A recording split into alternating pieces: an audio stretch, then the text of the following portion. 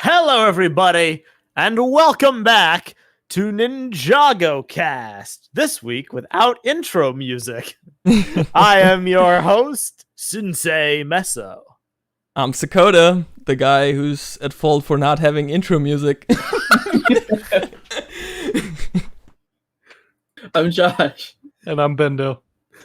And welcome back. The dojo is now open. Hello, everybody, and a very special hello to our newest cast member, or newest ninja recruit, Bendo Briggs. Hello. How are you doing? Hello. I'm doing good. How are you guys doing? I'm doing great. I'm doing swell. Good to hear. I missed your appearance before because I was out of town. But I listened to it and everybody liked it, and you expressed interest in joining us. And considering all the shakeups we're having these past few months, it seems like a good idea to me. And you've been very, very kind, very helpful. And I want to give you a big old NINJAGOcast welcome. Yeah, thank you. Thank you so much. Thank you for having me on board. I really appreciate it. And glad to have glad to be able to come here and express interest in Ninjago and just continue the discussion, because I just really enjoy in-depth Ninjago discussion. You guys in particular kind of inspired me to kind of get into it a lot more. So thank you guys so much for that. I'm glad to finally be here. You're inspiring me to do video essay content, so it works in reverse. I'm glad. I just need to actually do one. That's all. It's all about having the motivation and everything to just finally do it. But that's part of the good thing about it, having a community of people who do stuff. Yeah. We inspire each other, and we can come together to have fun discussions and argue about stupid stuff. So my only complaint with the current crop of NINJAGOcast, you guys are all too nice. You're all too nice, and you're too respectful. You're too respectful of differing opinions. I can go ahead. I can change that real fast if you guys need me to. Okay. Well, because we need to have some great debate or some great argument. I don't know when, but at some point we need to have the great NINJAGOcast war of 2023. Getting kicked off. Keep the peace speedrun. Oh no, let's go. All right. Before we get too far in today's episode, because we have a lot to talk about, I just want to get a few quick housekeeping plugs out of the way. First and foremost, most important thing, if you like this video, if you like any of our other content, please consider giving it a like. We didn't used to do this, but we're growing a new channel, and believe it or not, likes actually help. So if you do like the content, please consider it. Likewise, if you want to get notified when we make new videos, there's a few different ways you can do that. You can subscribe and ding that notification bell. Well, ding doesn't have the same emphasis when I smack my desk. Well, it was a Dr. Pepper can. This still didn't have the same emphasis. Whatever. Hit the notification bell for uploads, or you can follow us on Twitter at twitter.com/the TTV channel, where we typically post announcements for when we're going to do live streams, when we're going to do videos, yada, yada, yada. So, after that, if you would consider supporting us in other ways, you can check us out on Patreon at patreon.com/the TTV channel. And for as low as $1 a month, you can be part of our patron Discord server, where we just have fun chats. You can listen to the podcasts live. Your comments show up on the screen. And we talk about all sorts of LEGO-related stuff behind the scenes and just generally have a good time. And lastly, if you want to have more in-depth discussions that YouTube comments or Discord allows, the TTV message boards at board.ttvchannel.com always exists as a place to go to talk about all your favorite LEGO themes or the channel in general. That's really all I got. What say we head right into the topics? Because we have a lot. It's been a few weeks as Dragons Rising has kind of circulated and gotten revealed. And we probably should have done one before now. Sakota wanted to.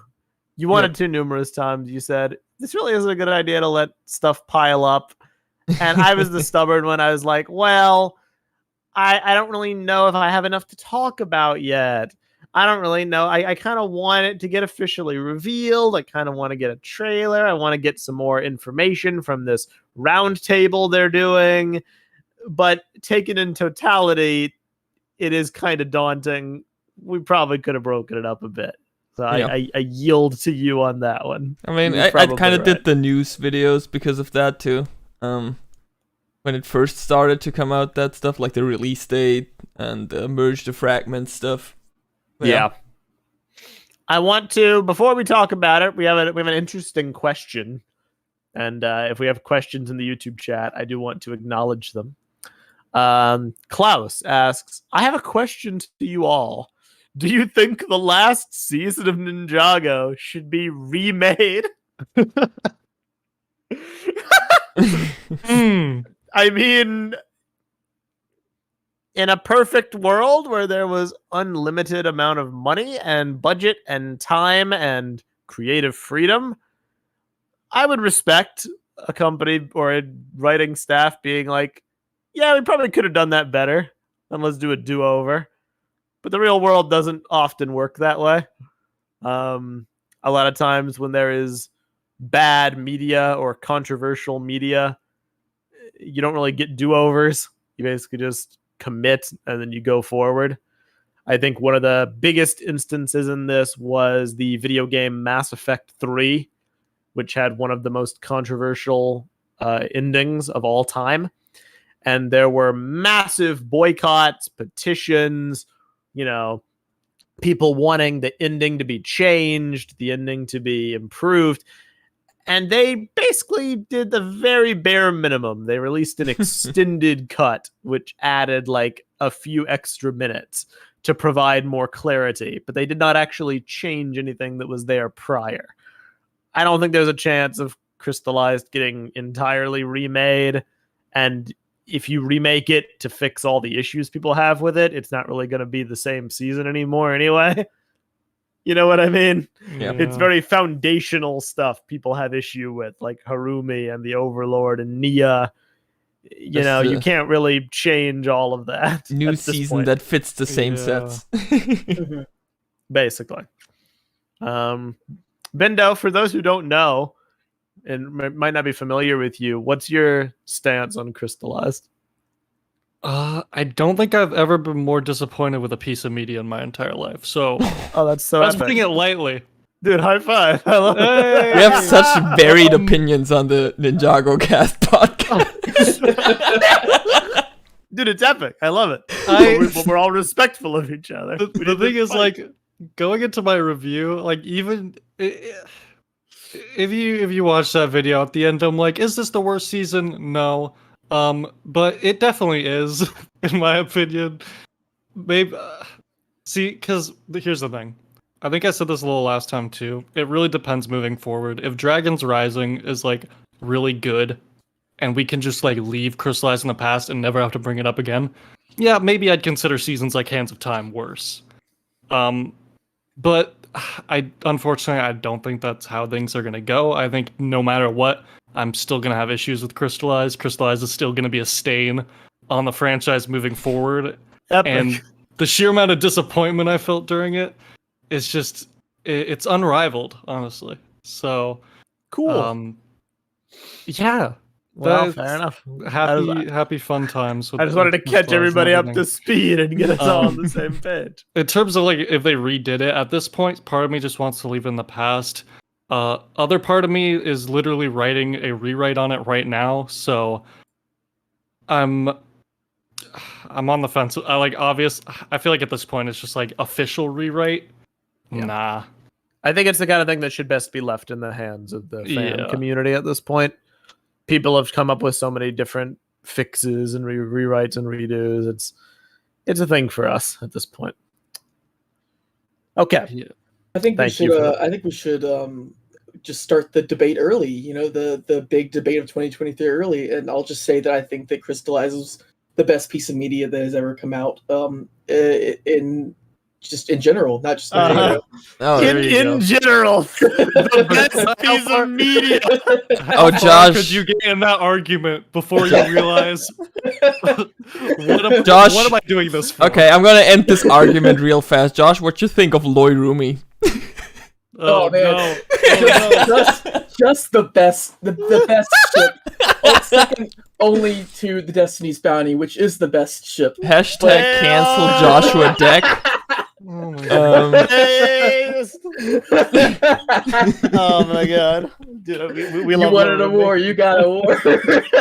we love Larumi in this podcast. Can't even joke about that. See, I actually feel like I do have the Larumi hot take in the community. I think Oh, I no. expressed this on our podcast. I think it's fine.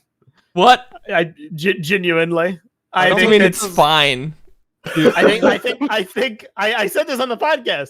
I think the people calling it like an abusive relationship and equating like real world abusive relationships to Larumi, I think they're misreading it. It was never like an abusive relationship. It wasn't a relationship like at all.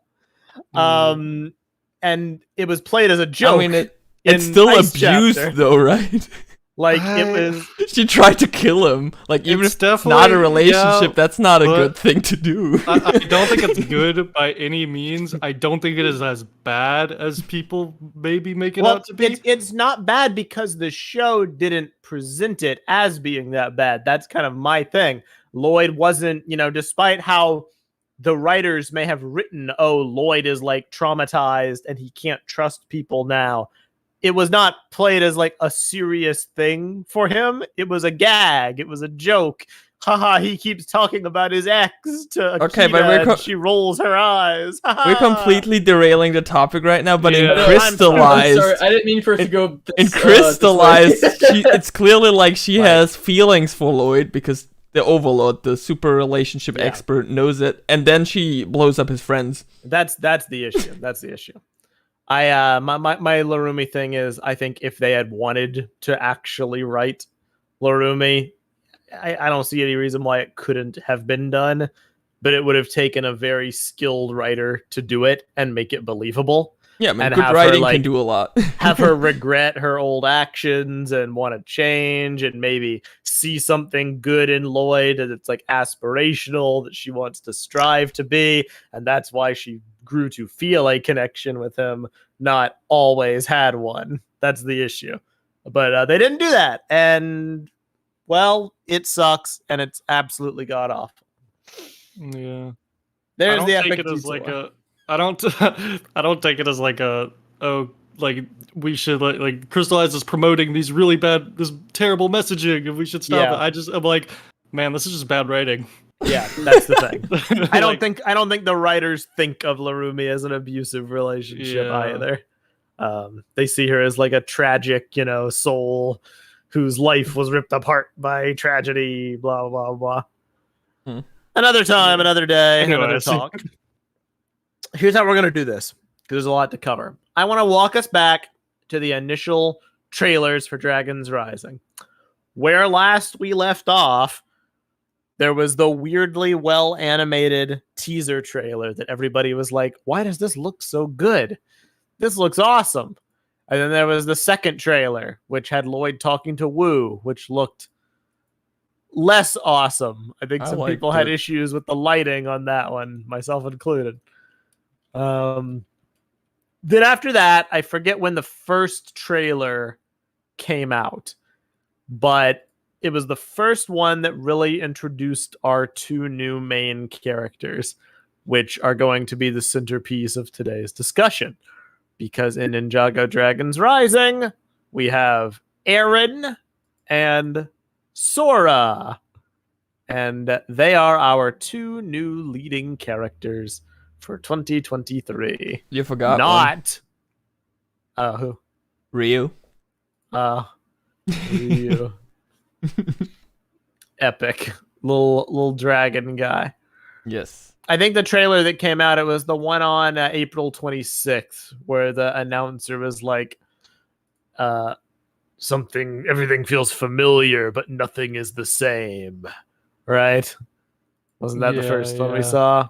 I think so. Yeah, because there was one on Twitter technically before that, but that was like technically a leak until it came out just recently. So Yeah. I think that was the first one. So plot details that have been revealed now fully without any speculation.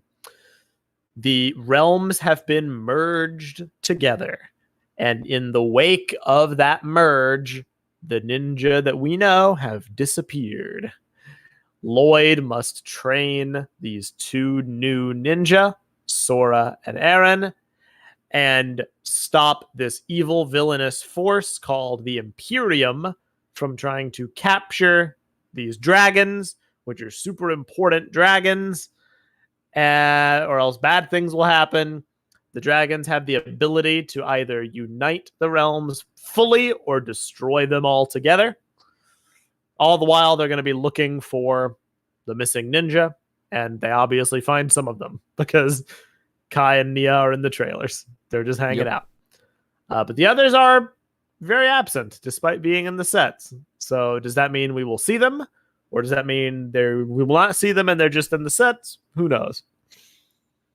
Before we get any further, how do we feel about that premise?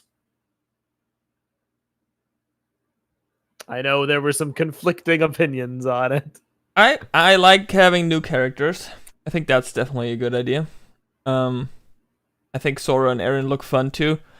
The merge thing is the one thing I'm mostly critical of, because they're basically changing the map, and with that, I'm afraid they will basically get rid of a lot of the things people love about the world of Ninjago.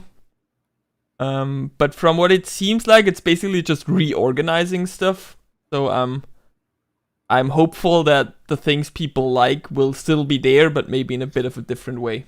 Not true, though. Not always true, anyway. Eren's village just got, like, control, yeah, but, I mean, C, control V. It's probably somewhere, right?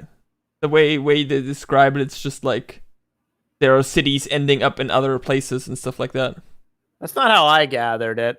How I interpreted it was it's like another realm just got copy pasted over like a certain chunk of land, and it just got like overwritten. But that might just be an interpretation thing. We have the new map.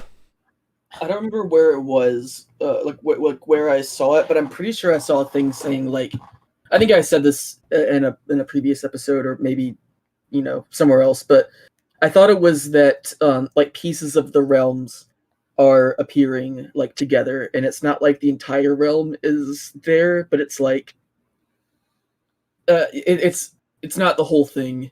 But I could be wrong. I don't know where I saw it. But one of the big criticisms that I have with the map, and I'm totally not biased at all. So the thing is that if you look at the locations of like the original saga, basically, most of the locations take place in about like the dragon head of the dragon head and like upper torso, basically, and that's about it. With like a few locations, out like in the in the rest of the body and all that stuff.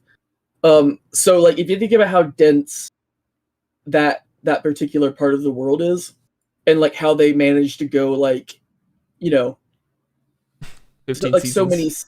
so many seasons in just this like one area, and then you look at the new map, and you look at all the landmass and everything. It's like, it's probably like 2 to 3 times bigger.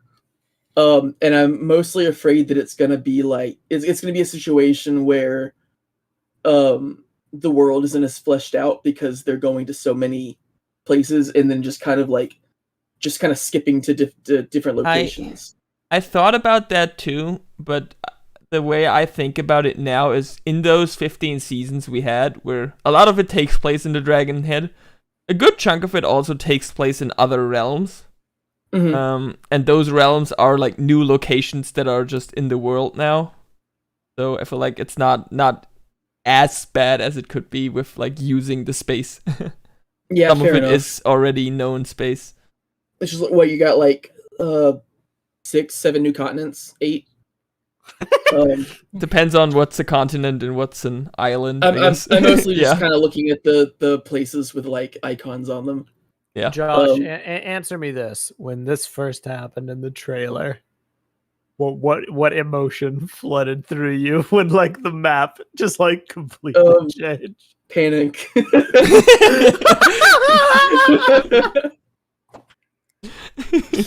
Yeah, it's fair. So, and I'm saying like this is me being biased as like the person who like did the map and like put all the locations on there and everything is like everything is so densely packed together and it looks like like a real map has like a bunch of locations all packed together and everything because people build a lot of things where they are, and I feel like this map. Hopefully I'm wrong, but like I feel like this map is gonna be like 1 or 2 locations per massive continent. Yeah. I, for one, welcome our new realm overlords. No, yeah, I'm like, I'm very much hashtag team merge. Oh, like I'm excited for like the new stuff. I'm just I'm more worried that like that it's gonna feel cheapened, I guess. Like the world is gonna feel cheapened with like so much stuff added. But like it's like wide as an ocean, deep as a puddle, that kind of thing. Where it's like very big in concept, but very like shallow in terms of like actual depth. I definitely hope they flesh it out to the degree that I am hopeful they will. Mm-hmm. I do not want it half-baked or underdeveloped because I will completely agree at that point. I think that would be a disaster. And I'm hoping that this like my big hope for this is that the inclusion of so many new continents means that they're planning on continuing the story like for the foreseeable future. And they're using this as an opportunity to flesh out each of these places. That's kind of like my big hope with this. That would be nice. What I'm worried about a bit is that they're gonna use the merge to ignore some of the past lore that isn't necessarily connected to locations. Like just going like, oh yeah, since the merge, some things are different. I like that. Wait, what? Who said that? Why? Me? I thought you like consistency and sticking to the rules of a universe. I also like stakes and a universe melting. That's some pretty high stakes stuff. I mean, I'm fine with it if they have a good explanation for it, but if it's just random, I don't like it. That's fair. What do you mean, Sakura? Like, for example, if they go like, oh, we had the merge, and now elemental masters work different. Oh, you know what I mean? Okay. That's a funny thought when I think about it like that. I mean, like what we know about like Ryu and Sora, and then like probably Wildfire. Yes. The fact that like dragons can just give people elemental masters. I mean, we don't know what those dragons are. It could work. I don't necessarily think that's like not doable. I'm also worried, for example, we had last time when we talked about the sets, we had a lot of concerns about the Departed Realm, especially in Chima. Yes. And I hope that stuff like that will at least be addressed. Yeah. It just seems like such a big thing to not address. They have to. They have to explain the Departed Realm. They have to explain Chima. There's so many animal people now in the trailers. We kind of touched upon this briefly in our set discussion the other day. We did a poll, and the poll was about whether Lord Raz is from Chima or not. And a lot of people thought it was a joke, but no, it was actually very serious. If Chima is one of the realms, which we know it is, and a merge has happened between all the realms, Chima should theoretically be merged into the world. And if there's a bunch of animal people now running around that weren't here before, either they came from Chima or they came from another realm that has a bunch of animal people just running around. And I would like that to be explained or clarified one way or another. I was a bit calmed down. So there was a tweet by Trist on Twitter, and he asked Kevin Burke and Doc, will we ever find out if all 16 realms merge with Ninjago or only some? Wondering if we can expect the show to comment on it. And Kevin Burke replied, the answer to this and many other questions will begin June 1st. So it sounds like they plan to address that stuff in the show at least, which I do hope they do a good job with. I will say I'm not a fan, at least in concept, of certain realms being excluded from the merge, because I feel like the answer for that is very meta. I feel like it's, we just didn't want to include Chima because it's a dead we Lego don't theme. like Chima, or it's a dead Lego theme, or we don't have the assets for it, or we don't want to promote it, versus there being any kind of like coherent in-universe explanation for why Chima would be excluded. That kind of bugs me, and it's the same with the Departed Realm. We just don't want to deal with all the dead characters being alive. If the writers are listening, there's an explanation if you don't want Chima and the Departed Realm. So in the Kaiju Protocol, when they tried to travel to different realms with the Traveler's Tea, right? They needed the most tea to get to Chima and the Departed Realm. So it could be like by distance, but that would mean you'd also have to leave out the Neverrealm. Yeah. R.I.P. Akita. Doomed to never see Lloyd again. Forever is a very long time indeed.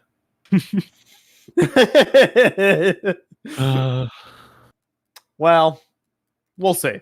That's a lot of the stuff that's kind of in question right now, is about like the merge, how it works, what realms are included, what are the rules. It's very much wait and see. But I will say, on paper, I am very happy with the choice. I think that it's one of the coolest things they could do. It's a very genius thing to do because it is using past lore to essentially soft reboot Ninjago. Yeah. It's an opportunity they can only do once. It's very unique. It's very original, even if it is basically just a fortnight event. It's it's original for Lego story themes to be like, hey, we had this concept of other realms. What if they were all just one? And I like it. I like it on principle, especially because it's always kind of bugged me that the concept of the realms, it was never really fleshed out as well as I would have liked. We still don't even know what 6 of them are, I think, or 7 of them. 6. 6? 7. Okay.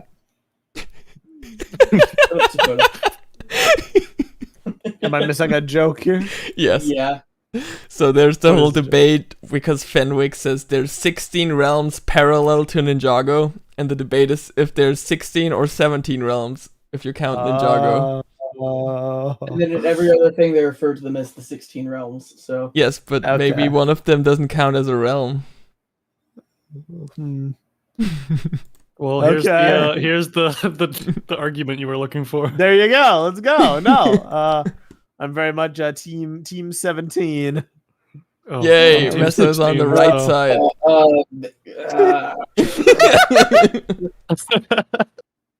Wow. Ooh, I really don't want to fight right now. I do. Let's go. Josh, it's easy. The 17th realm is Bionicle, but because Lego hates Bionicle. That's messed up! That's messed up! I'm joking. If I were to accept the 17 realms thing, yeah, the 17th. If one of them isn't considered to be a realm, I would say that it would be the Departed Realm. Yeah, that's my thinking too. That's my head. I mean, it would make sense. That's how it should be. 16 actual realms and the Departed Realm is my. And then like the afterlife, basically. Yeah. Yeah. I would be happy with that because as much as I meme about like, haha, all the dead characters come back to life, I don't want that. Yeah. I would love if there was a coherent explanation for why that wouldn't be the case. That would be actually awful. Yeah. That does not need to happen. It'd just be funny. It would be pretty funny, but not worth it. Not worth it. Okay, Not so- worth the laughs. World of Cars Entertainment says, what about the 16 doors in the FSM tomb? Yeah, would he need a door for Ninjago, or does he have a door for the Departed Realm? Yeah, they literally like in possession they go through a door and end up in Ninjago. So Yes, but it's the door Oh, they wow. came in with, right? And it's 16 Yeah, in total. Does he have but- one for the but- Departed Realm? but it's like they go in and then they leave and they're in they're in Ninjago, but they're in a different part place. of the tomb. Yeah, but does he have a door for the Departed Realm? And does he have a door for the Never Realm? And if he does, that would have like defeated the whole plot of Secrets of the Forbidden Spinjitzu, because they could have just fair gone enough. there again. Oh no. Yeah. Well, this is like the mind melting kind of stuff that's hard for me to like fathom. Well, I mean, people can enter the Departed Realm, right? But like, you can technically open a portal to it, but If you have enough tea, yeah. yeah, but I'm pretty sure that it was like you can't survive going in there and back, basically. So like the door, you could have a door in the tomb, but you just shouldn't go through it. So he doesn't have a Never Realm door then? Oh, I'm in for that. I don't know. Because it was very specific in the story about the Never Realm that even the first Fujitsu master had a hard time going there and coming back, right? Yeah, Yeah. that's a me lore thing that I don't really want to talk about here. Okay. Fair enough. Well, okay. So we've talked about the merge, we've talked about the realms, we've talked about the lore. Here's what I want to really get into. The new characters. Sora and Eren. So it was confirmed in a round table with members of the Ninjago team. Sora is from another realm. So that was confirmed. And Dude. then Eren is from Ninjago. Do you guys want to speculate where she's from? I know where she's from, but I'm not Oh, you gonna say know? it. Okay. How do you Yeah. know it, Josh? I think I know what he's talking about as well. So I saw a leak. Has it Okay. leaked? Yeah. kind of, yeah. Oh, okay. I didn't see Well, the leak, but Let's I speculate. assume So go to you and I- me. I assume she's from the same realm all the Imperium characters are from, I think that would be the only thing that would make sense. because her Considering arm her- printing yeah. looks like design-wise exactly like their suits of armor, and she has the face Yeah. lines in gold. I think that would make perfect sense. Nothing else would really track. But I like that. I think it's cool. I think that having a new character be from another realm is a good way to sell the concept of multiple realms merging in a way that's actually like relevant. They can also very much do the viewer insert thing with her, because she doesn't know anything about the world of Ninjago and the ninja and all that, so they can explain all that stuff to new viewers with her Yep. as like an plot device, I guess. It's genius. Yeah. I like it a lot. I'm very happy with it. I love her design, and Eren too. I Mhm. think they're both really cool, very unique, very bold, different from the other ninja. I'm very, very happy that this is the approach they're doing. Yeah. I think it was Um, necessary. I think this is important. Just so we're all on the same page, there was the quote from, I believe the man who said this was Asa Tate during the round table. And it's been circulated, and he's kind of gotten misquoted a little bit by some Oh, people.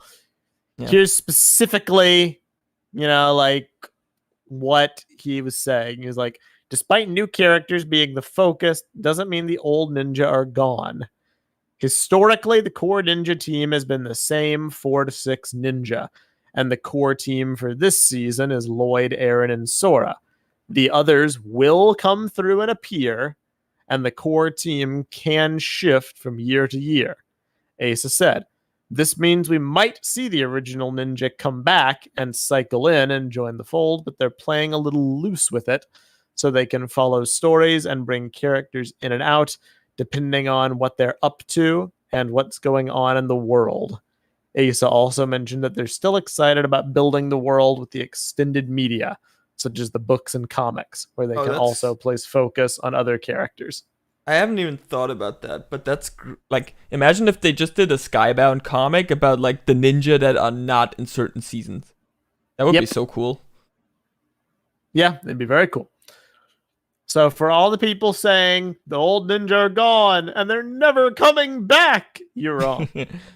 But for all the people saying that the ninja are going to still be around and be super prominent all the time, you're also wrong. I've seen a lot of people go like, oh, they're going to reduce them to side characters. Like, I don't know.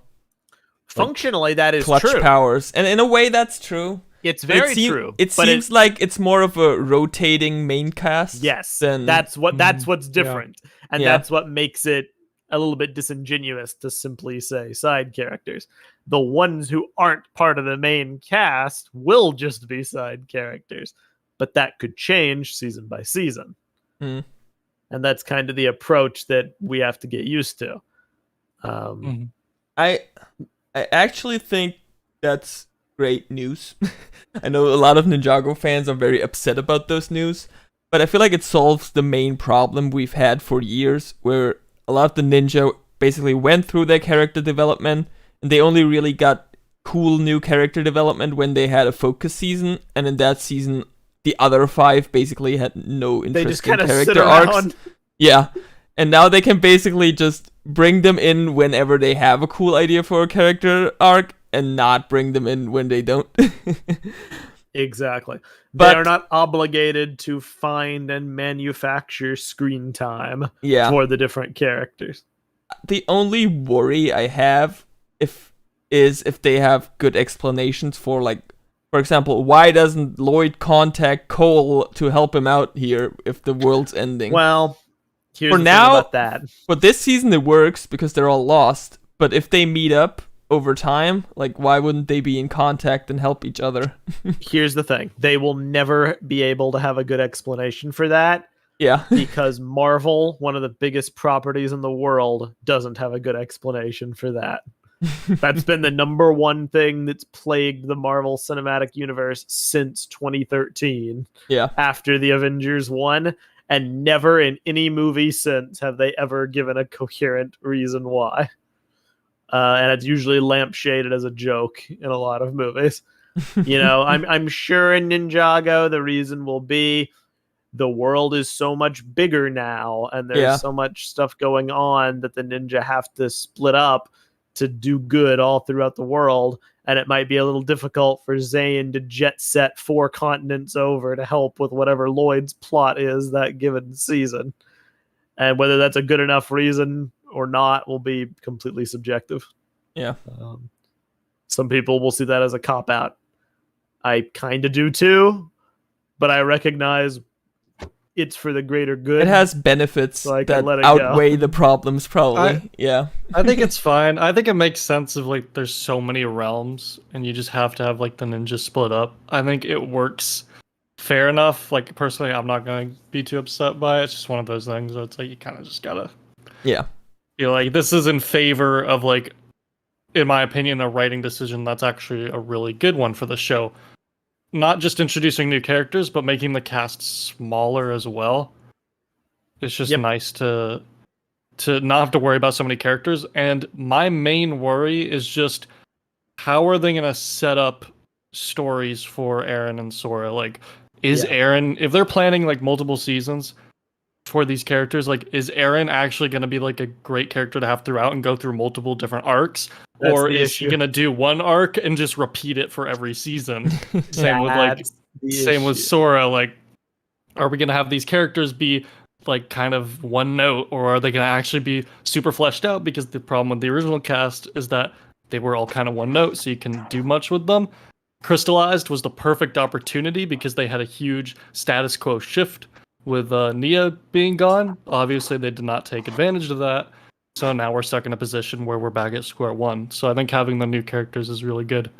To solve that issue, they just have to execute it well to make it worth my investment. I also don't know how I feel about Lloyd being a mainstay still. It Really? makes sense in theory, right?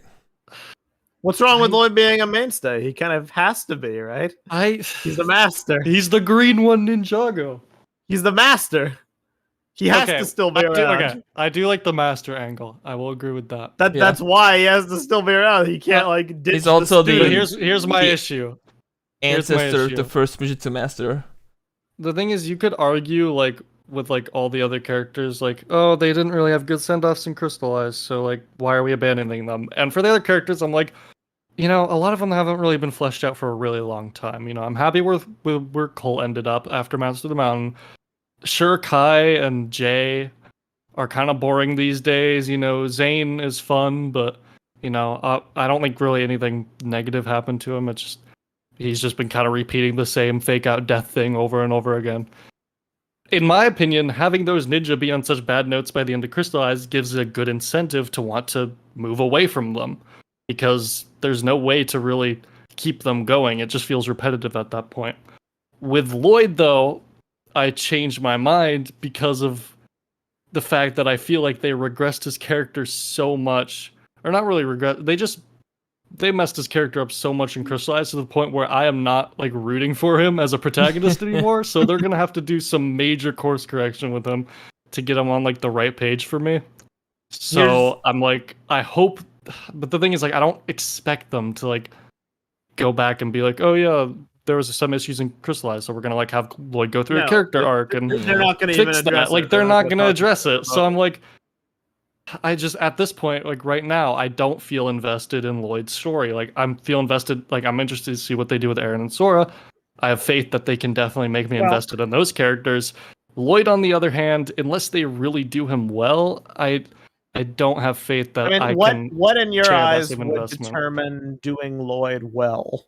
What would Here's you my want thing. to see? This is the super unrealistic. I'll give you the super unrealistic, like what I would do in their situation compared to what I think they're gonna do. For me, the super unrealistic, never in a million years would they do this, is that Lloyd would have a character arc where, say something has the other ninja or someone in the team call him out for what he did in Crystallized, for like being like so rude towards Garmadon, or still trusting Harumi, something like that.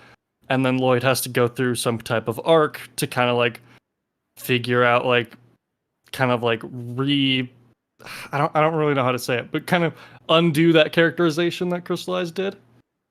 But that takes like a lot of screen time, and that's so much time you're focusing on Crystallized stuff, and it's at that point it's like, who needs that? But what I hope they do is I hope they just really lean into the whole master thing and just get me invested in his whole master journey. Like, have something happen to Wu. You don't need to have him die. Just have something happen to Wu that makes Lloyd like have some kind of like realization or be put into that master role, which is what it seems like they're doing. I think they just need to characterize him in a way that gets me back on board with Lloyd as a character. Here's what I will say. Is it a good time to go back to the whole master plot with Lloyd after Crystallized? Definitely not. It's kind of weird transition. Am I glad that they're doing it at all? Yes. Yeah, it's not. And I hope that what they're going for is that Lloyd is a very imperfect master, that he has a lot of struggles himself that he might have to deal with before he's able to teach people. I would like to see them address the Oni form maybe again. That I think that's something that could be done realistically, maybe. But yeah. Lloyd's just so weird for me right now. Like, I don't even really fully know how to put it into words. It's just, I'm not happy where he left off in Crystallized, more so than the other characters, other than like Nia, which that's a whole other discussion. But the thing is, Nia's not like a permanent role on the cast anymore. She's like a character that comes in and out of seasons. Like, it seems from like season 1, she'll be a prominent role, but that might not be a permanent thing. But the thing with Lloyd is he's seems to be there every season. He's a main character. He's part of the trio. So it's like, you don't really know that necessarily, I guess. Well, I'm not really looking at this because this might be me projecting. So humor me. I don't see it as a trio. I see it as Lloyd is the Wu allegory, and he is training pupils. Will Aaron and Sora be his only two pupils? Probably not. What I would imagine is they're going to keep introducing new people. Maybe not a lot, maybe just like one every year, every few years. But eventually we are going to get to a point where Lloyd's screen time and character arcs, quote unquote, is very much kind of aligned with Wu's. Yeah. And the old ninja eventually are pretty much completely overwritten by a new cast. It just might happen slowly so as to not alienate, the fans. Right. What they could also do is do basically the opposite, where the teacher is shifting over seasons. So season 1 is Lloyd training them, and maybe season 2 is Cole training them, and then Jay takes over or something like that. I think there's a lot ninja might also connect more with certain characters and have like a protege kind of a relationship. Right. Yeah, I'm also interested to see the character dynamics between like Aaron and Sora and the other ninja, and also Aaron, Sora, and just Lloyd, like seeing how they meet and how they interact. And it seems like Aaron kind of like idolizes the ninja, so it'll be cool to see like meeting Lloyd and like meeting the other ninja. Just trust me, I'm not saying like, I don't want Lloyd to get any kind of a focus. It's just I feel that for them to really commit to what they're trying to do, they almost don't really need to spend too much time writing for Lloyd. His role needs to be like more of a narrative role. I agree. I don't think Lloyd needs to go through like a character arc. I don't think they need to fix his characterization. That's the point. Lloyd's character arc is done. Yeah, it's done. Like he doesn't need there's arcs you could go from Crystallized to reverse the character assassination. That's not necessarily what I think needs to happen. It's just because of that character, quote unquote, assassination. Not everyone's gonna agree with that. Yeah. I'm not rooting for him as a character right now. I get it. Depending on how they characterize him, that could change. That's just my main worry with. I get where you're coming from for sure. I sympathize. I think it makes sense. I just, I don't necessarily feel as strongly about Lloyd in particular. I know people were very thrown by his mannerisms. I was mainly just frustrated. I'm in the weird situation where I liked the Oni trilogy's handling of Lloyd, but I feel like on the greater trajectory, it was very much kind of a detour. I've kind of come around on it a lot because I see the good writing that was there with Harumi and how it built his character. But like, I feel he should have been in the position he is in now 4 years ago. And the fact that it's taken us so long to get there, it's kind of made him a bit aimless. I don't really know what we're doing anymore. I think he's had potential for really good stories, mainly like in the Ice chapter and stuff like that, with kind of like getting over like Harumi and stuff. But they just never put in like the legwork to really execute it well in my eyes. So it really does. And even if they did do those stories well, it's like, again, it's a case of where are we going with this? Like, and it's not even to say that in his new role he can't get stories. Wu got stuff. Yeah, that's some true. cool character arcs too. But your expectation for what the character is doing is a bit different. It's all about the role they fit into the narrative. Nobody was holding Wu to the same standard as they did Nia or Zane or Cole or whoever. Right. I do have some interesting questions from our YouTube chat. I want you guys' take on. World of Cars asks, my big question is, will we see the side characters from Ninjago again? Like Pixel, Skylar, Garmadon, Bintho, Ronan, and the almighty brown ninja bartender, lawyer, master of animals, Dareth. Well, we already know that Clutch Powers is featured in the book. Blech. So some of them will probably return. Some might be just in external media, which I also think is not a bad idea. So I could see seeing some of them again. Lloyd needs to train Dareth. That's what needs to happen. Trust. Yeah. I mean, he kind of did in Hunted. True. I hope we see I don't know where Pixel is. That's my main question. Like, where's Pixel? Hopefully hanging out with Zane. We know Garmadon probably just left again, so I'm not too worried about him. I would be shocked if he was still around in any Yeah. meaningful capacity. I think Genuinely. I would But not be it's- surprised if but we family was just like, oh is yeah, the she key, went to right? do something else. Yeah, I don't know, man. There was a post Garmadon's from weird, man. Klaus. It says, for the cast to read and understand, I will not watch any new installments beyond Crystallized. I feel like the franchise has gone on long enough. I enjoyed Crystallized. It's the true ending for me. Fair enough. You know what? I think if you actually do walk away from Crystallized and you're happy with it and you actually enjoyed it and you can look back on it fondly, by all means, don't let any other people who didn't like it take that away from you. If you get peace of mind out of like using it as your kind of jumping off point, I think more power to you. You asked earlier about Avengers Endgame. I know for a lot of people that was their jumping off point, even though Marvel's continued on. Not everybody's thrilled about the direction it's gone. I mean, I think this is a new show, so you can you can even just check it out and say like, maybe it's not for me, and then be like, for me it ended after the old show. It's like you can just personally decide that for yourself. So I think that's totally fair if you want to do that. Yeah. Mm-hmm. It's a big thing, right? Because Ninjago's been going for like 11 years too, so it's like it makes sense to hop off there. And with the new show, it's like it's so different, but a lot of the changes I don't mind because we've had the old show for so long. Yeah, exactly. It's about time we get something new and fresh and different. But if that's not for everyone, then that's completely fair. There was something you said earlier, and it was about Eren and Sora and your hope that they would actually be good characters. That is my biggest fear, but I also think it's the biggest opportunity.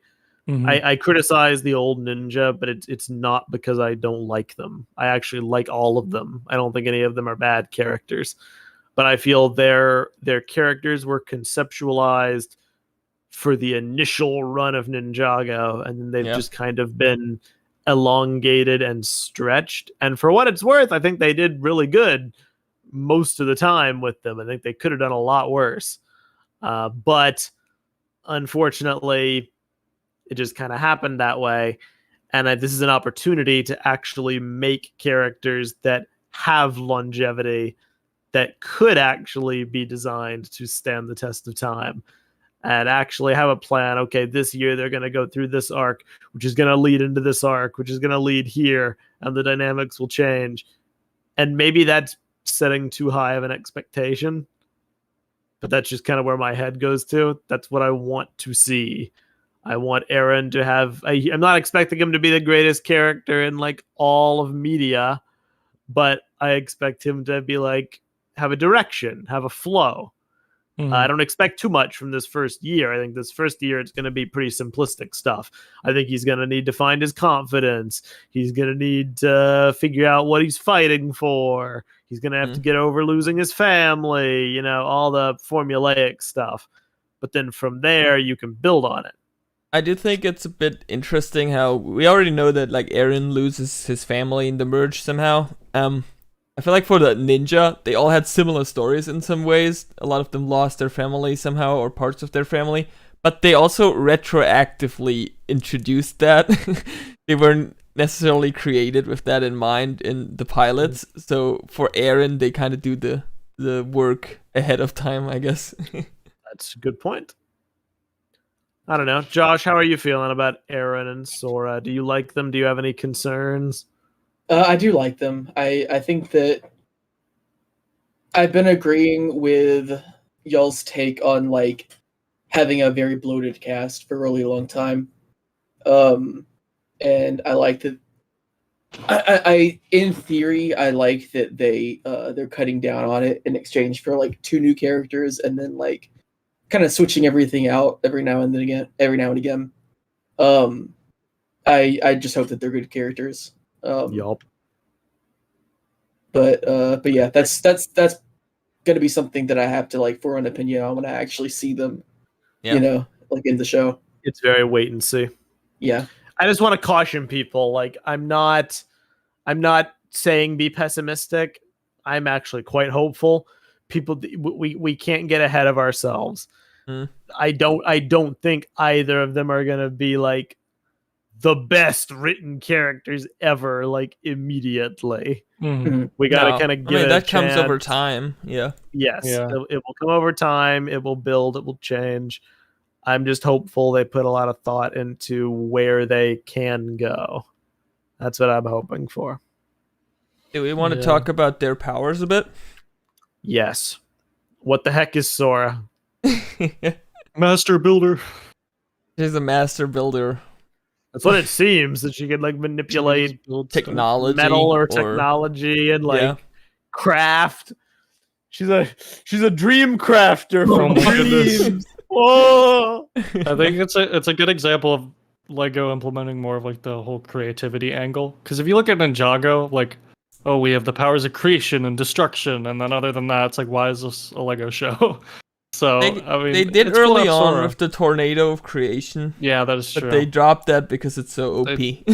Yeah, so it's like, why is Ninjago a Lego show? Well, because there's Lego sets for it, and it's a cool aesthetic. But for this, it's like if you have Sora and like creativity is a big part of the plot, similar to how it seems with Dreams so far. I think that's a good way to like interwork like the whole Lego creativity angle plus Ninjago. So I feel like that's kind of the direction they're going to go with that power, but I could be completely off about that.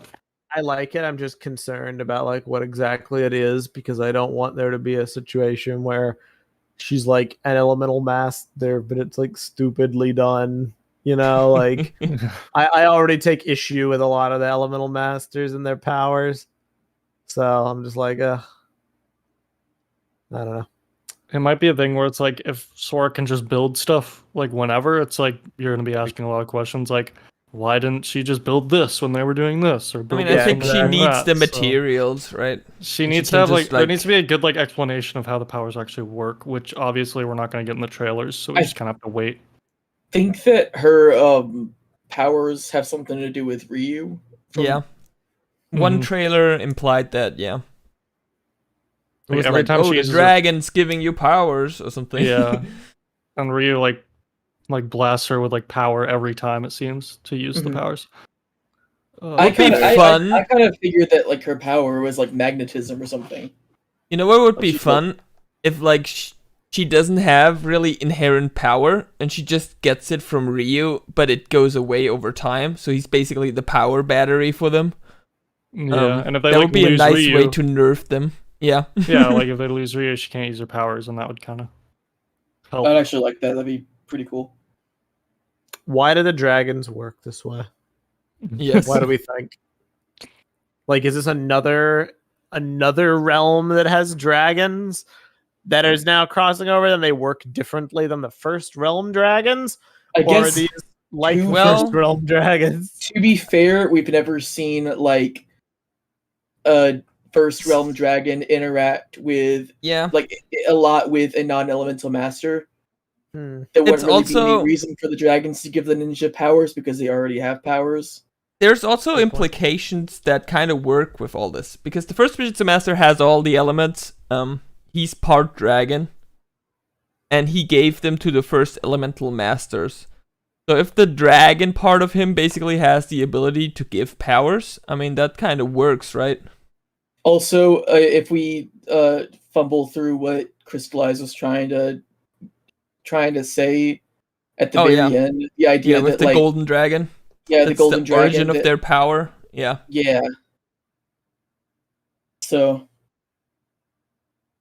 Yeah, I don't know. that's It's just weird. yeah. I think the premise, the idea of dragons being able to grant powers is not completely out of nowhere. I think it gets a bit harder with like what's considered an element and what isn't. That's what I'm thinking about, but we're yeah. never gonna be fully satisfied with that. You know, we already have speed. Yeah. I also wonder Time. where like Firstborn, like where's Firstborn in all of this? I've, Where are the other dragons? I mean, I would hope Firstborn is around, So- right?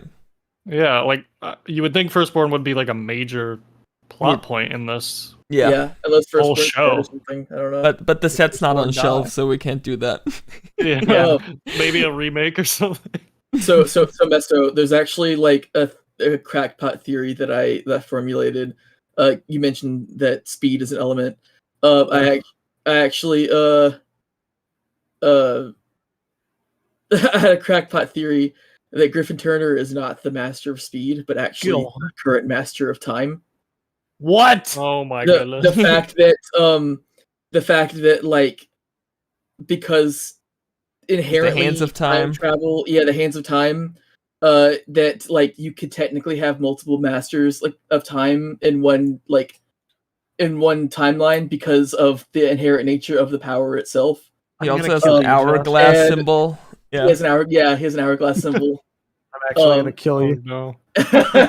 So he's not actually he's not just master of speed, he's like slowing down time, which makes everything which makes him like seem fast. I'm not remotely happy with anything that's coming out of your mouth right now. This is not good.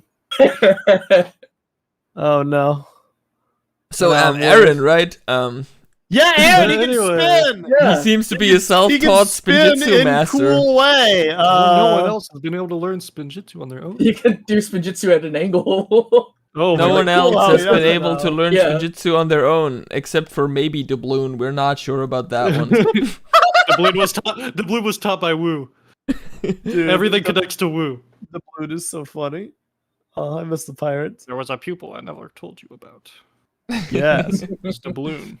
Maybe a Doubloon was taught by a Sphera. Oh my god. Oh my goodness. Nah, Sphere was We still even imprisoned know where during this doubloon time. comes from? Was that No. said ever? Because before? those shorts are non-canon and all that, so yeah, we have no idea. Agony. Wait, will we? That'll be interesting because like we don't know like what realms like all the different What if there's all a the different Doubloon parts realm? of the- I mean, like they have they were all marooned to different realms. The realms are merged now, so wouldn't they still be walking around? Oh, would it be Just fucking cool? Dogshank? It would be so cool if, like, the Imperium guys, for example, were like, oh yeah, we know, I don't know, Darkshank or Clancy or just a random one of the Sky Clancy Pirates because they returned. were banished there. Okay, that'd be pretty fun, actually. I need Clancy back. I need Clancy back in my life. I agree. I really hope we Wait. get some like just out of like random cameos from characters that we just have not seen in a long time. I do Z too, in but the I doubt it. Z in the YouTube chat says, in the book of Spinjitzu, it's confirmed the bloom was taught by some unknown master. I mean, that's not Oh. saying a lot, but an unknown By master, some but still unknown interesting. Master. What do you mean by that? Is that's the beginning and end of that? I have to check the okay. book of Spinjitzu again. Very odd. So Aaron has like a grappling hook. I think I saw in the music video. Where Yeah, he like swings around into the air and then does He's spinjitzu, and jumps up, swings around, and spins. he jumps up, kick back, whips around, and spins. And it's He also has this like grappling hook kind of piece in the set, so I think that's like his Yeah. signature weapon. Mhm. or that's tool, like I a guess. really cool idea, just like grappling up and then doing like aerial spinjitzu. That's Yeah, When's he gonna get the golden grappling hook? that's the gold one. Aerial Spinjitzu. Some people might call it Airjitsu. No. Oh, I don't know how that didn't even cross my mind when I was saying that. Oh man. No, I like it a lot. I like that they have creative abilities, stuff Yeah. that's non-traditional. And then we have, the old ninja who can still just do their boring, blam blam pow pow element pew pew shenaniganry. Although I will say, Lloyd did use what appears to be a burst, or at least Yeah, looks one of like the it. trailers. Confused about that. That was He's in the cool. cloud. It's in the Cloud Kingdom, right? Yeah. Where he's doing that. So theoretically, they could just be writing him doing that, maybe. Or that'd be Lloyd's- funny. That'd or- be funny, actually. If Or- they do that, then I would You were- hate everything. You are prophesized to do. What this. if we Okay, find no, no, out no. Lloyd's true power is actually destiny, Oh and my goodness. because he's surrounded by destiny, he can do the burst. Oh, that's terrifying. I want Lloyd to walk up to the people in the Cloud Kingdom and look at be like, where's the crystallized one here? Can we talk about this real fast? That would be funny. Who wrote this? I forgot that the Cloud Kingdom is in this. I am very scared of the Cloud Kingdom. How could you forget? They're back. I mean, the Cloud Kingdom's pretty involved as it looks like, right? I know. I'm very scared of Cloud Kingdom in the hands of like official. The reveal that Cloud Kingdom was one of like what wrote everything that happened was one of like my least favorite things ever. Really? I thought it was fun.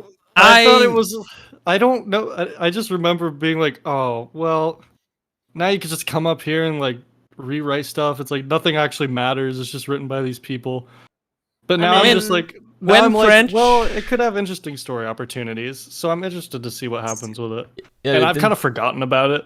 When franchises do stuff like the Cloud Kingdom, it often sparks the debate of, is there even free choice in this universe? Does anything even matter in this universe? Bionicle was really big on this because it had destiny. Yeah, I feel like it's not as bad personally because like they stopped writing the destiny after possession.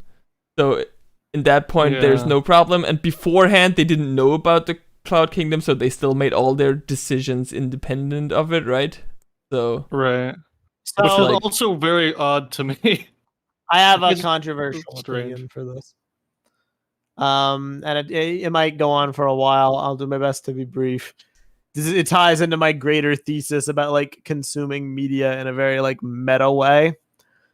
I don't care about the Cloud Kingdom because Ninjago is a TV show that has writers.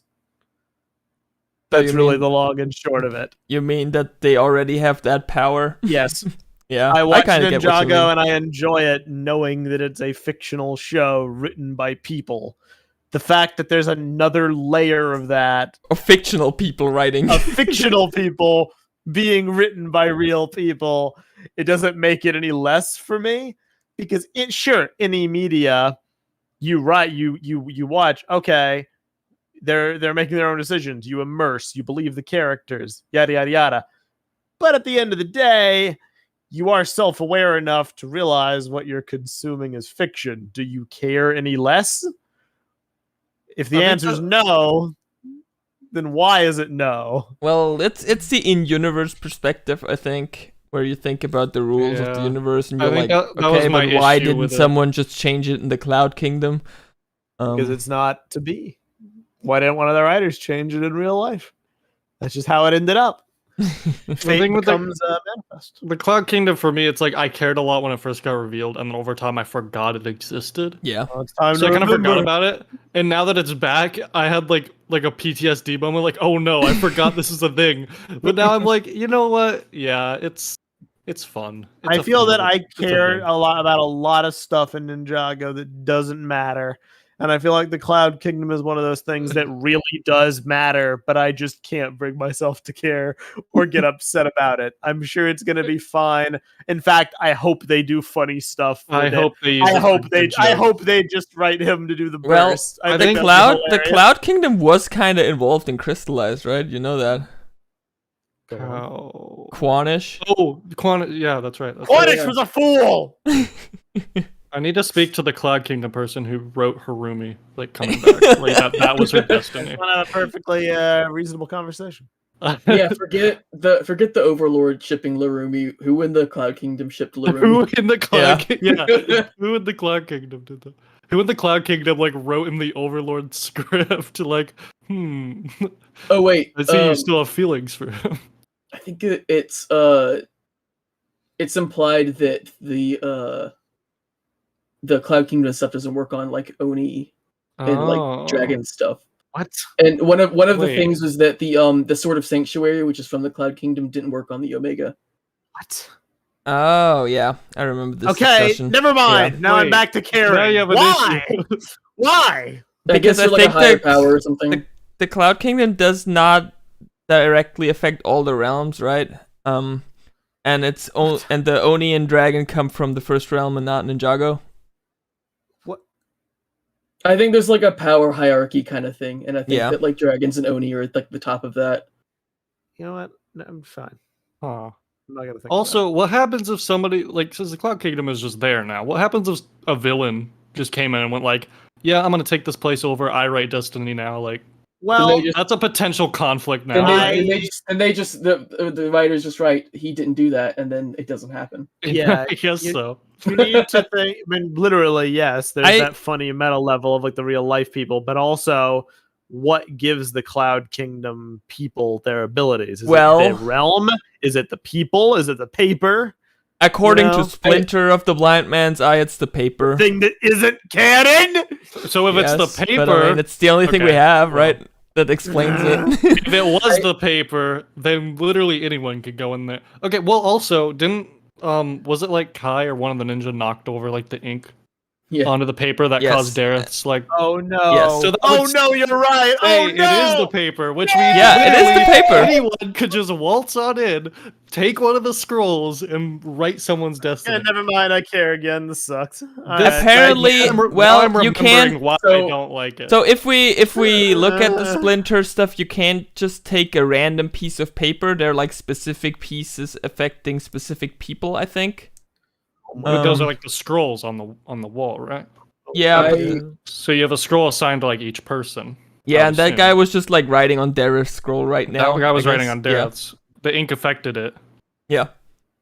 So anyone could just waltz in, take a scroll, and start writing. But you can't just write whatever you want. You can't just take a random scroll and write, "I win this battle." Well, I know, but you can write the destiny of somebody else. Yes, so someone exactly. could take like Lloyd's like a villain could take Lloyd's and be like, Lloyd came up to me and Lloyd is Onion Dragon, right? Oh my goodness. Okay, well, let's take Aaron as an example.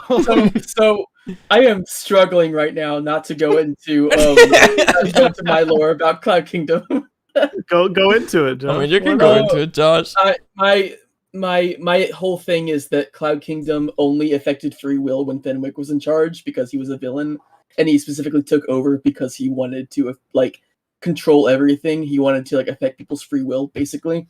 Then the original purpose of the Cloud Kingdom was merely to record what was going on and to like receive like prophecies and all that kind of stuff, but not to like affect anything like directly. And Fenwick changed all of that, and so once Fenwick was overthrown, everything kind of went back to the way it was. I mean, that kind of works in canon too, because they kind of do that once Fenwick is gone. Mm-hmm.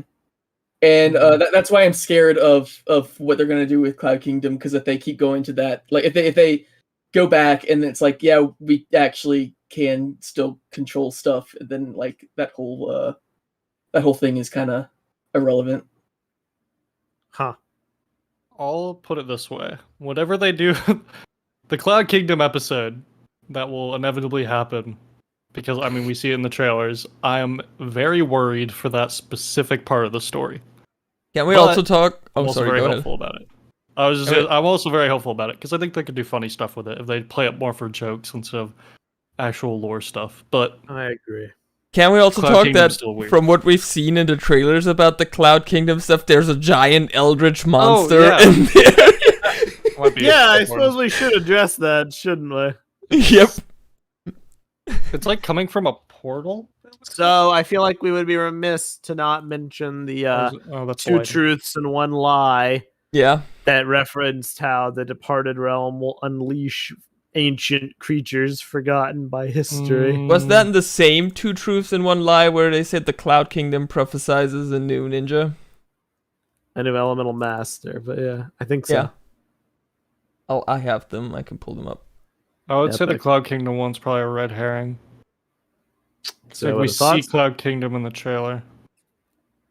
Yeah, but there could be a new, That's true. As a result of that, they could be prophesizing, I don't know, Sora.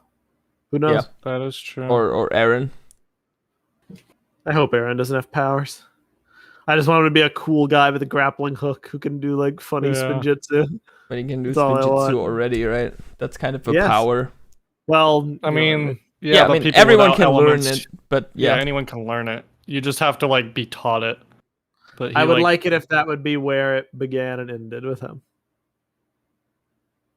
I think the whole thing they'll go for is like, oh, well, you could learn spinjitzu on your own. You must be like the chosen one, right? But not to the extent that Lloyd was.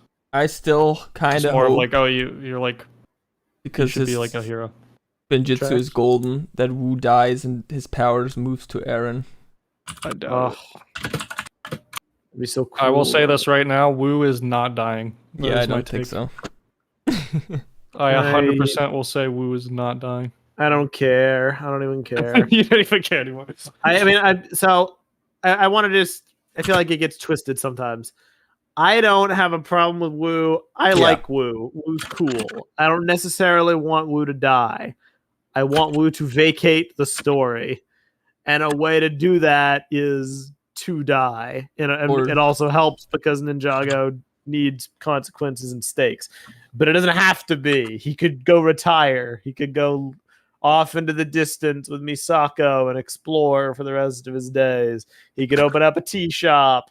We could see him every like 3 seasons when Lloyd needs some wisdom or needs some guidance. There's plenty of ways you could do it. Just stop taking up screen time because Lloyd should have his role. That's it. Agreed. I'm assuming Wu just kind of gets lost with everyone else. Probably. And they'll probably find him in like the second half of the season. At that point, I hope that Lloyd keeps the master role. Yeah. And they don't just drop it. Mm-hmm. I agree completely. But yeah, it'll be interesting to see what they do with Wu. True. Even though he looks to be repeating the same arc again. But well, you know, at least they probably won't put much focus on it. They'll probably just use it as like the inciting incident to set up his departure. Exactly. And nothing more. So what else is there? We've talked about the realms, talked about the characters, we've talked about the ninja crew. You want to talk about the villains? Sure. How do we feel about Roz and Empress Beatrix? I love them. They're great. I love their designs so much. They look so cool. I'm very interested in Empress Beatrix. Since she They seems to be like the big bad. The big bad, yeah. And her design is like really cool with like the trench coat and everything and the cape that we don't have in the sets. Ah! They have such a cool like sci-fi Warhammer vibe to them. And it's kind of cool to see the ninja go up against something like that. Yeah. It's really cool. It's a very good break from the normal aesthetics. I like both of them. I'm really invested in seeing whether Roz is from Chima or not. That's like my number one question. I just want to know what Roz's deal is in general. Why is he an animal guy? Because he has the minifig. He doesn't have the minifig head under with the weird molded headpiece. So yeah, that's true. If they animated Chima again in this, would they have like molded heads? I mean, or would they reuse that ugly minifig? Do we think the frog guy is from Chima or the fox people we saw in some of the trailers? No. Yes, we do. But if Roz isn't, then what the heck? Okay, I don't think Roz is because he's like high level in Imperium. Right, but realm travel has existed. It's entirely possible. I mean, we also like we have other like animal things besides Chima, like the formlings, obviously. But I mean, Roz isn't the formling, right? No, I know it's not the. I know it's not the same, but like what I mean is like in the Neverrealm, you have humans, and then you have like humans who can turn into animals. And like, there's nothing to suggest that like Imperium can't also kind of be the same way, but like instead of being able to turn into animals, he's just a wolf person. Okay, 2 points. First point is, didn't we have this debate last week and we concluded that because Neek gave us the name of the big wolf from the set that it's most likely that there are like wolf creatures in wherever Imperium is from? That's the first point. The second point... Yeah, second point is there a time skip? Because Eren has like long legs in the sets, right? So if there's a time skip, it could be possible that Imperium recruits someone from Chima after the merge, right? To be fair, I don't think we've seen. We have not seen Eren with long legs in the show. Yeah, that's the biggest. The sets, it's definitely a thing. Every bit of footage Eren has been in has been the short legs. Right. We haven't seen like the new suit at all. Nope. So that might be like a part 2 thing. It might be. certainly possible. Or it's So like that- latter half of this part. That would be my only reservation, but I would very much like him to be from Chima, because I would find that explanation to be much more palatable to me than there being multiple races of animal people that look very much alike, and also Chima isn't around for some reason, even though it realistically should be. I wouldn't have a problem with it that there are multiple places with animal people. I mean, we've already had multiple places with animal people in Ninjago, but it would be nice continuity to just go, yeah, this is the place we already know with animal people, and he's from there. Yeah, it just makes sense. I'm looking at the trailer. I'm pretty sure Aaron does have the long legs. Wait, really? Yeah, I'm looking through it too. Because it's like the urban design and the garden set. Oh. Yeah, he or does not have gardens, the markets. Yeah. And he's like, I have same one height as screenshot Sora, actually here, right? Dude, I think there's definitely a time skip shortly after the merge happens. Oh, yeah. That's what I would assume. I mean, there's also this whole city that's built on where like so much of the merge happened, and I feel like that would take time, right? Yes. Mm-hmm. Which also, do we think that this city is gonna be going forward the inspiration for the Ninjago city expansion sets? Because I feel like this kind of has a similar vibe of like different buildings cobbled together. Yeah, I think you're definitely right. Yeah, Interesting stuff. it does seem like I'm assuming the merge happens, and then the ninja get separated, and then there's a time skip. Yeah. And we see Lloyd as like the only one at the monastery. Can't really argue with that. That does make sense. And then Lloyd finds the new ones, recruits them, and yada yada. Okay. I also noticed something that watching the trailer that it's not important to what we're talking about. Sora's mech also had can switch between feet and wheels. So yeah. I just thought it was interesting. Fair enough. But yeah, going back to arguing about short and long legs. Oh no. Oh no, flashback. No, but yeah, he has long legs in this. So, one thing I want to say that isn't really much of a discussion, I just feel like it has to be stated. Dragons Rising looks incredible. Yeah. Yeah. Mm-hmm. Yes. Like, genuinely. Probably, It looks so good. I mean, I was going to say Unreal probably Engine. easily the best looking season we've ever. Not even a question. It's not even a contest. I was like, easily. in the first initial teaser, I was like, some of the animation and effects look a little clunky, and then I see a lot of these other trailers, and I'm like, nope, nah, this is incredible. It was just cut weird. As someone who participated in the great Will Film Wild Brain versus Wild hating. Brain Oh, no. debates, I was always Team Wild Brain. I want to make that clear every time on the record. I was always Team Wild Brain because to me, the cool particle effects and the beautifully animated fight scenes far outweighed the visual So fidelity I of Will remember Film. when you hated on that leaked Canadian trailer. Okay. Every time after that, I was on That's Team different Wild Brain. context. That's a different context. The moment I saw the fight against Aspira in the in the museum, I was convinced. That was the moment I was like, okay, this is worth it. But you're right. I memed the alleyway. Yeah. endlessly. The alleyway. Iconic. No, but now we've gotten to a point where we have the beautiful animation and cool stuff of Wild Brain and the detailing and texture work and high quality rendering of Will Film. We're in business. We're living large. Life is good. The lighting and the detail, the texture work, all of the different details and all the sets, every location looks incredible. Mhm. Yeah. The animation still looks great, keeping that fluidity with Will Film. Every shot of Aaron jumping in the air and just you can see him flailing around is just so well done with the camera work and everything. Just overall looks great in my opinion. Also, Now it's good writing. we just watched Yes. some Dreams last week, and that was also made in Unreal Engine. And if that's anything to like promise how Ninjago is gonna look, that's very promising. We're in business, dude.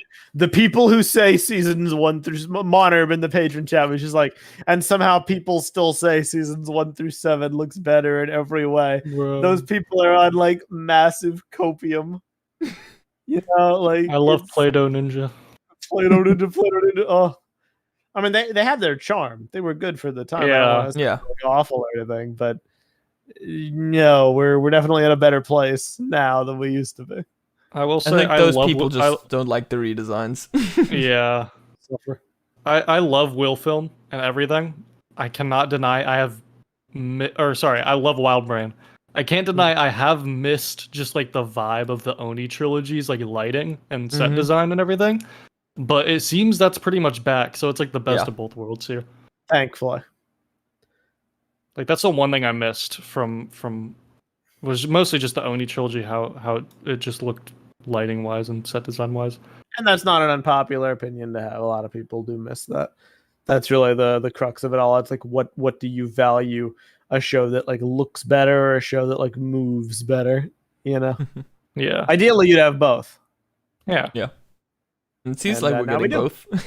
Yeah, we do, which is awesome. And I just hope that we have a really good story to back up this animation, because I can just imagine the amazing like sequences that we could have with animation and story just firing on all cylinders at the same time. Like, here's one thing I think we haven't talked about. We're getting 20-minute episodes. You're right, we didn't talk about that. Dude. That's just crazy. That's a lot. Yeah. I'm gonna go out on a limb and say that's one of the things that actually concerns me. Really? A little bit. Because I remember going into Crystallized being like, oh my goodness, so many episodes, this is amazing. They're gonna have so much time to tell this amazing story. And to me, it seems like having a season even longer than Crystallized. Mind you, Crystallized was 5 hours long. And I recognize it's probably going to be split up into 2 parts, so we'll have like the first 10 episodes and then the second 10 episodes. I think it depends on how close together they are. I'm one of the people who actually thinks that it would be beneficial if we had the first 10 episodes for the summer wave and then another 10 episodes for part 2 in the winter. Because then we could have another set wave for part 2 and have it in the winter and spread it out. Give the animators and production team enough time to. I think from what we've heard, the second batch of episodes going to come in like autumn, right? Like November, and October, November, something like that, maybe. That worries me a bit because, I mean, obviously nothing here looks rushed from the animation standpoint. Everything looks beautiful. I just hope that like it seems like a lot of episodes. Yeah. To order for 1 year right after they just finished a 5-hour long season production wise, like. It's a good point you raise. I feel like a lot of people always throw out runtime as like a shield. Yeah. It's like, oh well, it was bad because it didn't have enough runtime. But like Crystallized shows, that does not automatically make something good. It's all about the story you tell and the story you design and whether it needs the time to breathe. Mm-hmm. And it's entirely. I mean, we can't say there's no chance that 2 hours of it is all filler, because it's happened. I wouldn't even mind filler, personally. I mean, if there was filler with 2 hours, but then you still have 3 hours worth of an actual story, and then bring it on. That's fine. I'm pretty sure we're probably gonna get filler. Right? I'm worried that certain parts of the story may be unfinished or necessarily not thought of as thoroughly because there's so much story to tell. They feel like they have all the time in the world, and then it ends up coming to bite them later. Yeah, I'm worried about that. It's possible. There's always a chance, but I'd say we're in better territory than if we had fewer episodes. Yeah, and especially but I would not have minded a 10 episode 20-minute episode season. Like is tradition in the past, and then having season 2 or part 2 with 10 episodes come out in winter for a winter wave. Because right now, if we have the fact that there's no core, right? And they didn't they specifically state that core Core being is over. gone means Core's over. every single. They're not gonna like replace it with a non-story theme later, right? They're Well, gonna have it be by end of the season. Do we know that, or is that? So What they also said what they about said. Core is that a lot of the Core stuff was already for Dragons Rising, right? Right. So I wouldn't say it was already, just more like Yeah, but it's they've gonna be reverse in there. engineered it. Yeah. Yeah. So in a way, just- you have your second set wave for Dragons I'm Rising. just thinking that's like. So the quote they said, and what Asa Tate said, "Don't worry, moving forward, it will all be story." Okay. See, this worries me, right? Because okay, well, hold on. It all depends because if we have 20 episodes this year and then we get a winter wave, Yes, is that another 20 episode season in the winter already? Probably if it not. goes well, if it is received well, Okay. maybe. I mean, 'Cause they that just already seems- have that to be seems like working a on it right now, lot right? It seems like a lot of episodes I get what you're in the saying. span of like that short amount of time. I'm worried that things may be rushed out I the could door see a them little do bit. a 20 episode season to kick things off, and then maybe do like 10 episode seasons afterwards. Right. Which 'cause is kind of that's- like how Ninjago started with like the Yeah. 13 episode season, which then tapered down into 8. I guess that is true. Yeah. But I get what you mean. I think it's going to be it's a change in expectation. We don't need to expect that each episode will exist to showcase a set.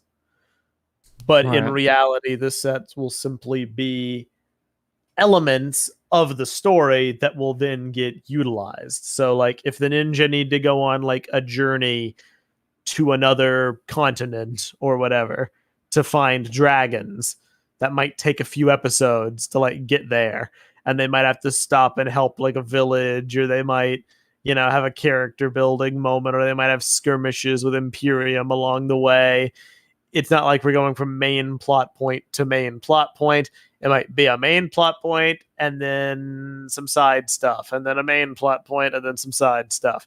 And that would be the kind of stuff that would be construed as filler, quote unquote, but maybe not if it's in service of character building. Yeah. Which I would definitely hope for. It's a risk for sure, though, because I see your point. If they do another big batch for the January wave, how long can that really be kept going? I don't know. Yeah. It's uncharted territory for sure. But I also don't want to preemptively like worry like or fearmonger or anything going into it.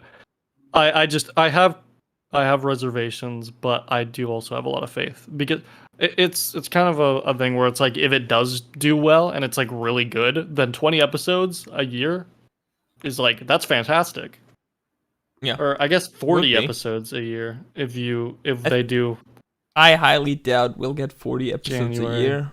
So that's like if they do Winter Wave with 20 and they start the year with a 20 episode season and then they do a Summer Wave with another 20, that's like 40 episodes. We have like no idea right 1 now, year. but what I would kind of speculate is because we got nothing else this year. We get the big 20 episode kickoff for Dragons Rising, then maybe like 10 episodes per wave going forward, just like Dreams. Yeah. I want to double back around to the core thing because I feel like I don't think we talked about that last time. Nope. I don't want to go super in depth because it's a story episode, but yeah, core's over. And I'm glad. Core was stupid. Core like had some Core. great sets, but I could never get as excited about a core wave than I could about a story wave. So yeah, I kind of agree. This is the outcome I am glad for because I remember being afraid that It's all gonna be core.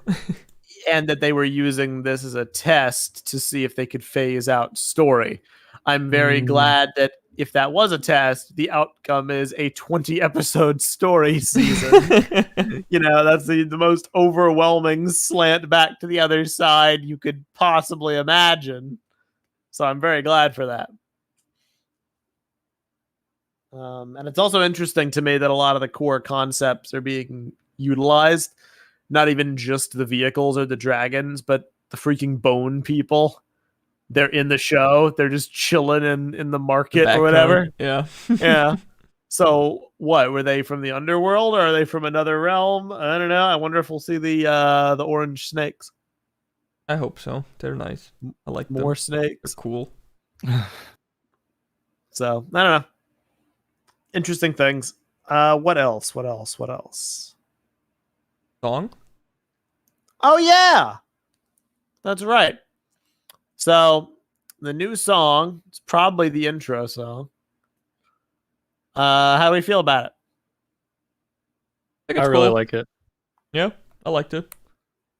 I think like I first listened to it and I was like, this is really good. And the more I listen to it, I'm like not as excited about it, but at the same time, I'm like still really happy with it. It's catchy. I like it. It's I a think fun a lot song. of people are like directly comparing it to the Weekend Whip.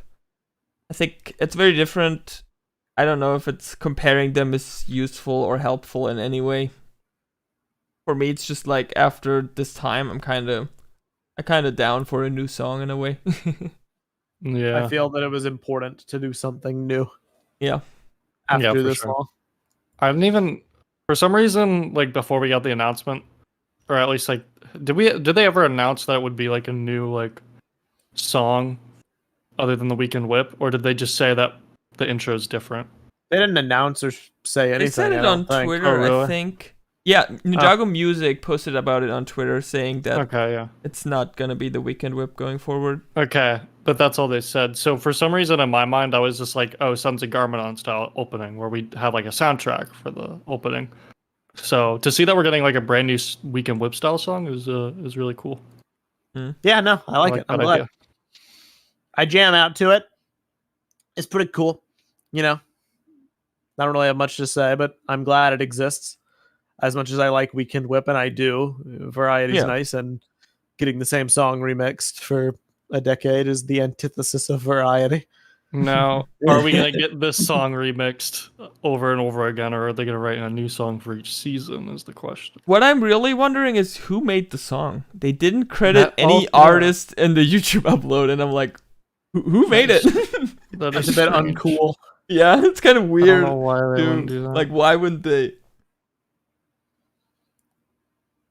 I like it a lot though. Yeah. Same here. I like it.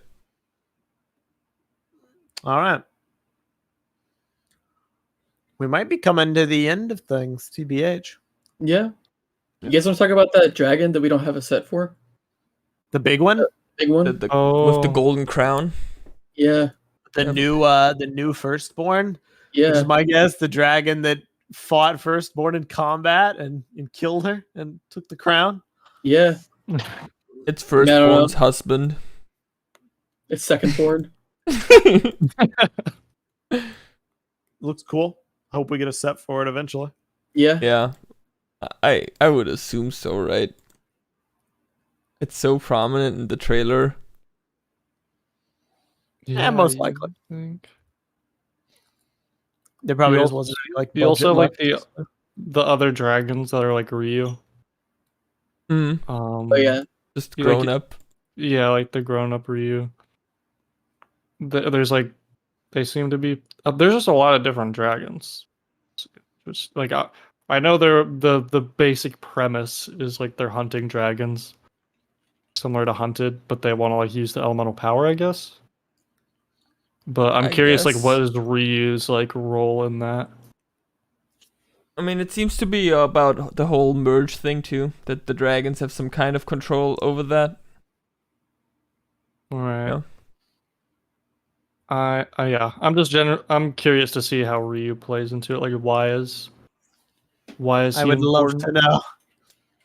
What is I mean- his deal? I'm sure we'll find out. Yeah, that's probably gonna be a big plot point, even if it's not like a season 1 thing. Yeah, I would I'm sure assume we'll maybe know it's a season 1 thing. It's weird to me to think about this as something that's being planned for multiple seasons right off the go, and that they're so long. It's just weird for me to wrap my head around. It makes me so excited though, because I feel like Ninjago for a while, like I've kind of wanted just overarching story of multiple seasons. I know like we would get seasons that kind of connected to each other before. We had the Oni trilogy, which I think was really great, but they kind of cut it off after 3 seasons. it's really exciting to have the prospect that each season will have meaningful like impact on the next, and that'll be like an overarching story from start to finish. I just hope that they took the time to like fully plan it like in detail so that like they have a clear direction. That would be nice. Yeah. But yeah, I have high hopes for like the whole overarching story thing. That makes me very excited.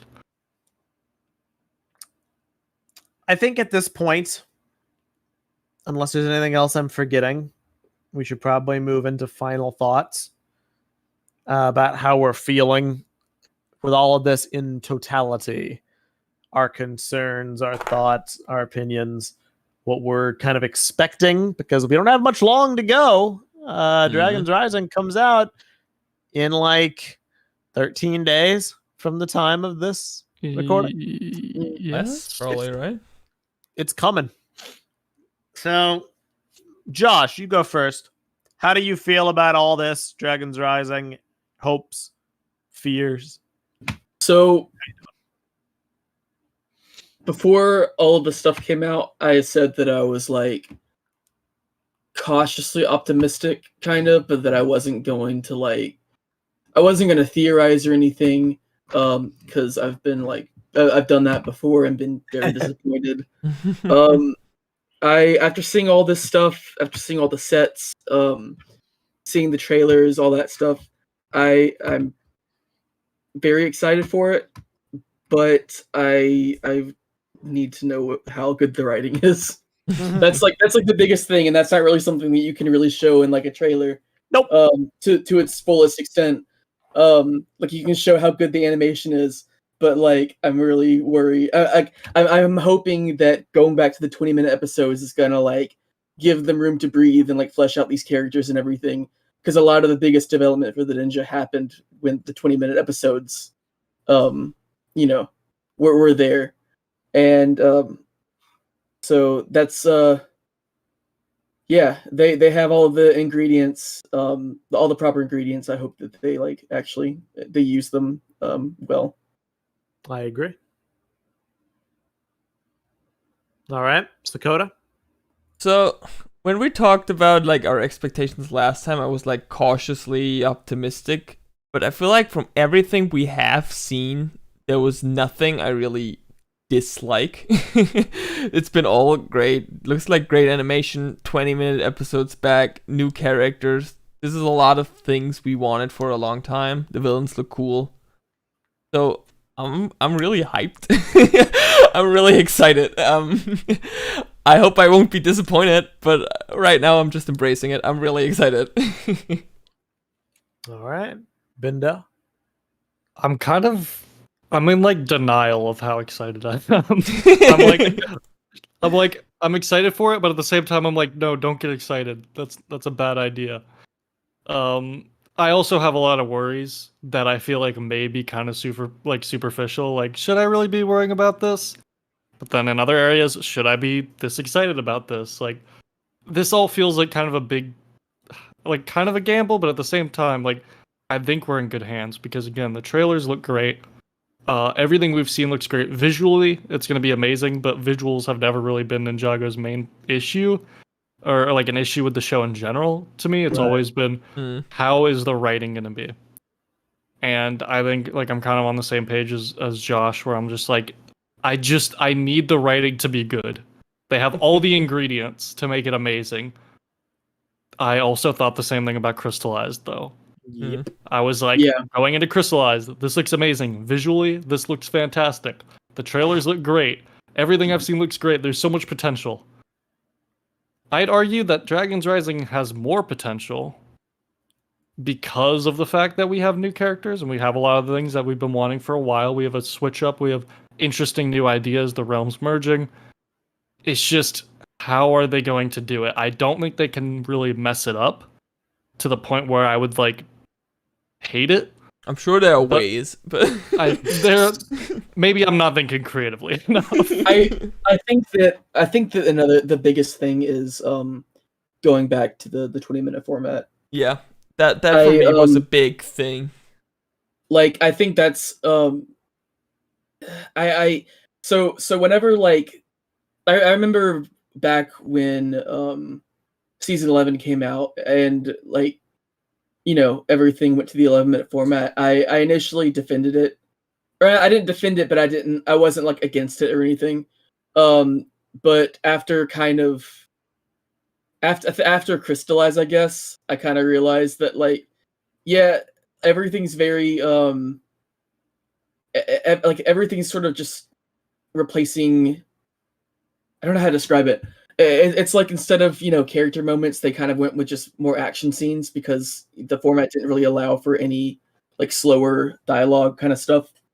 And especially after watching Dreams and like seeing the 20-minute format again and seeing how like how much they're able to kind of slow down at certain parts and everything, and how they don't have to rely on like flashy action scenes every minute.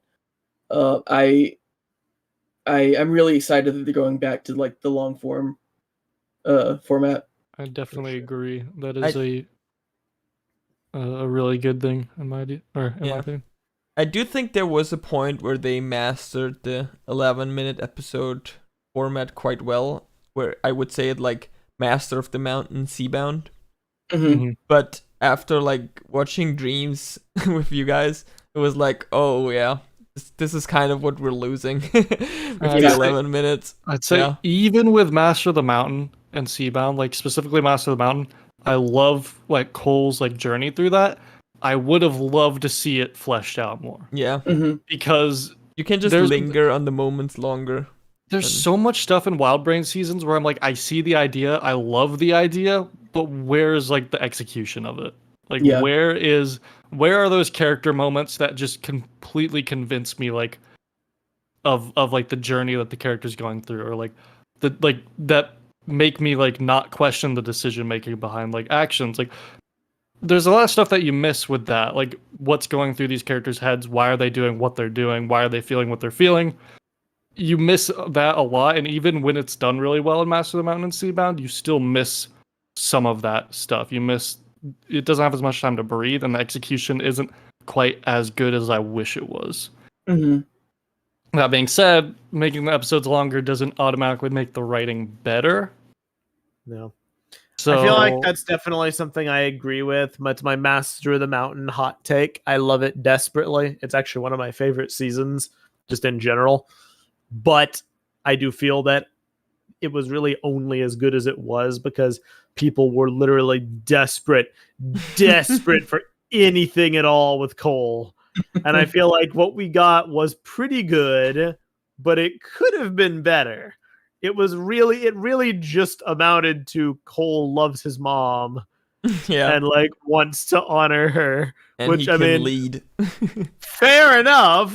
But it could have been more. I get what done a little more. What I love so much about it, though, is how it characterizes him. Yes, no, it's very good. It characterizes him very well. I think it's just you don't have the time to breathe with a lot of those scenes. You don't get a lot of in-depth explanation on anything, which is why it feels kind of like one note, where it's like, yeah, Cole, like he wants to live up to his mom, and he can be a good leader. But like, where do we see the scenes where he like is contemplating that stuff? You know, exactly. And you get a little bit of that, but not enough to fully satisfy me. Yeah, which is why. But if that was like a 22-minute episode, you totally could have had that. I feel for sure if they chose to write it that way. You are exactly right. Which is where I move into this, where it's like, will they choose to write it that way? Will they choose to give more time to this stuff, or will they allocate time differently? Will they be used to writing for the 11-minute format? Will they treat it like the 11-minute format still? Or will they take advantage of the 22-minute episodes? And that's what I'm curious to see. We shall see. My closing thoughts basically are this. They are as follows. I have gone on record as saying that Crystallized, it might not be my least favorite media in general or like ever, but it definitely was so bad. I remember LJ and I said this.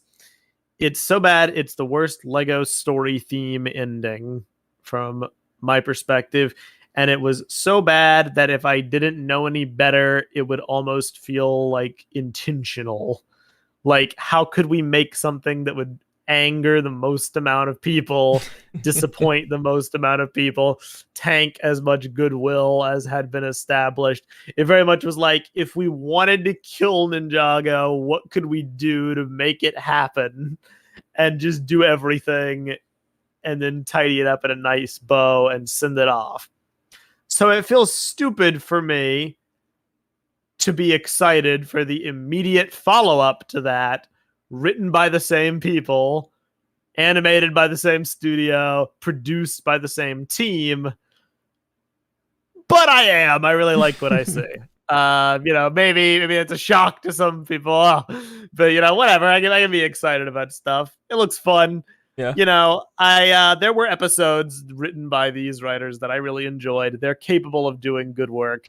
I'm going to chalk Crystallized up to misunderstanding what the fans would want, not really realizing how much people would read into certain things or interpret certain things.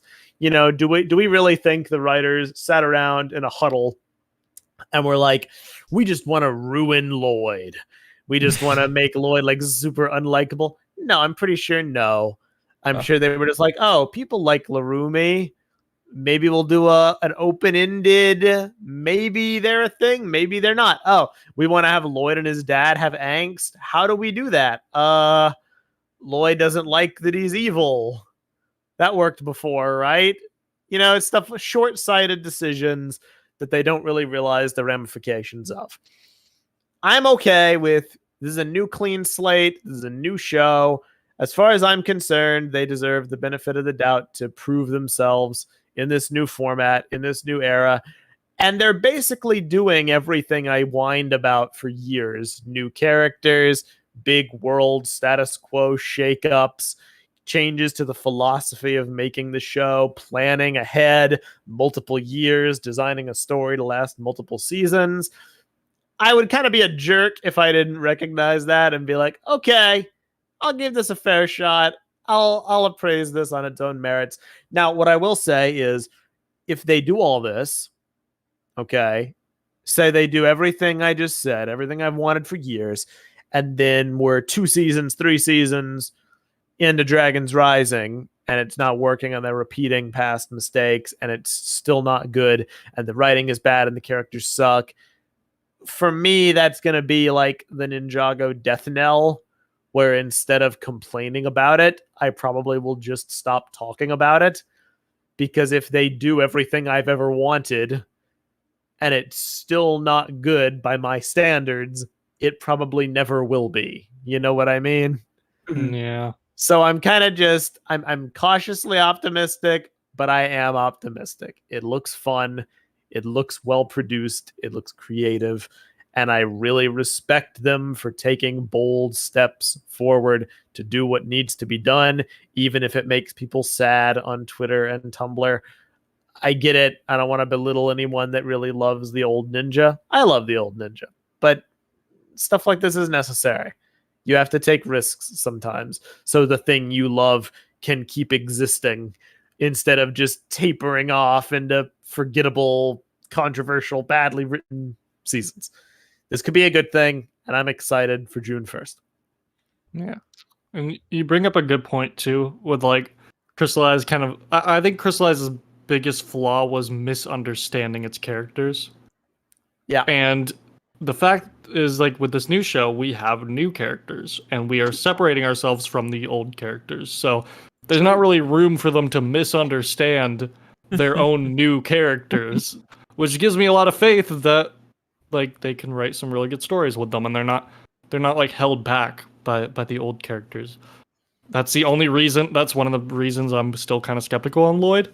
But other than that, like Eren and Sora, like, and all the new villains and everything, I'm extremely excited to see. So, yeah, I'm hyped. We're gonna have a fun time. We will be doing NinjagoCast reacts for Dragons Rising, and we're gonna try to get it out pretty soon. If not, an episode on June 1st, at the very least, it would be like morning of June 2nd. We'll have one out if everything goes according to plan. I think it's going to be a good time. Unless any of you guys have anything else to say, I think it might be time to close this out. Nobody? Okay. Not really. Let's go ahead and close it out then. Thank you guys very much for listening to the 75th episode of NinjagoCast. That's cool. Yeah. I like that. We will be back soon with more content. If you liked this video, please give it a like. If you want to be notified of more videos coming, subscribe and ding the notification bell. Follow us on Twitter at the TTV channel for updates about our live streams and our videos. Subscribe to us on Patreon. As low as $1 a month, you can join our Patreon Discord server. Check us out on the TTV message boards at board.ttvchannel.com if you want to talk in more detail. And stay tuned on Keep the Peace. We have a lot of interesting stuff coming out. We have Monkey Kid set reviews, potentially some other reviews pretty soon. Ninjago casts, brick feeds, dreams reactions, Ninjago reactions. A lot of stuff's coming out right now. It's an exciting time. And check it out if you care about any of it. And thank you once again to Bindo Bricks for joining our epic gang to discuss fun LEGO content. Thanks for having me on board. I appreciate it. And shout out to Stephen Villman in the chat. I must have missed your name before if you commented. He's a longtime fan, been here since the days of the Chima coverages. Nice. So shout out to you, man. Cool to see you still around. Hashtag Roz is from Chima. Let's hope. No outro music. Oh well, we'll survive. I am Mesa. I'm Sakota. I'm Josh. I'm Bendo. And the dojo is now closed. You do not have to go home, but you cannot stay here. Farewell, everyone. Dragons Rise on June 1st. Bye. Bye.